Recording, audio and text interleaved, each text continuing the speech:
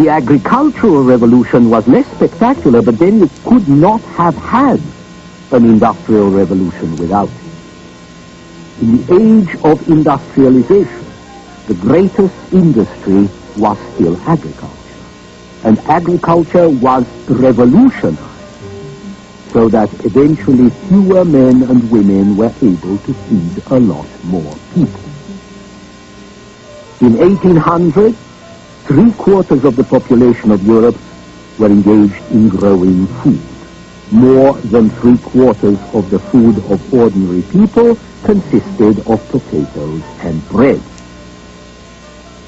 By 1900, only half the population of Europe was growing food, and Europeans were eating more vegetables, more meat, more fruit than ever before.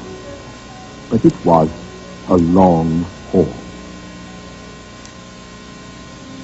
Although scenes like this one had become rare in Europe by 1800, there were several serious famines in the years just after the Battle of Waterloo in 1815, in the early 30s, and most dramatically in the late 1840s, when famine cut Ireland's population by 20%. After the mid-19th century, Western Europe would never know such peacetime catastrophes again. This was partly because ships and rail could now move grain faster and more efficiently to where it was needed, and partly because farmers had learned how to produce larger surpluses. And Europe needed ever larger surpluses because more people lived in cities and fewer people worked the land. In 1800, about 10% of Europeans lived in cities. By 1900, about 40% of them lived there, and someone had to feed them.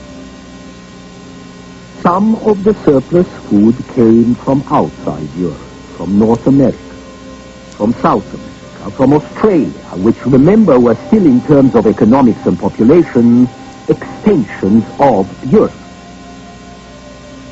By the end of the 19th century, about 1/10 of international trade was in cereals.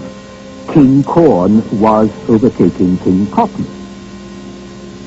But most of the extra food was produced in Europe itself, a lot of it in the most advanced industrial countries. In fact, it was Britain's agricultural revolution of the 18th century that led to the industrial revolution of the 19th.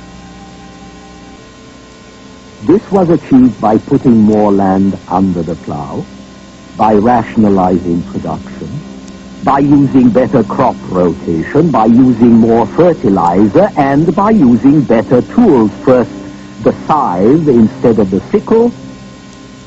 In due course, machinery like harvesters and threshers. By 1914, 2.5 times as many people lived in Europe as a century before, and they were better fed by a vastly smaller proportion of the population.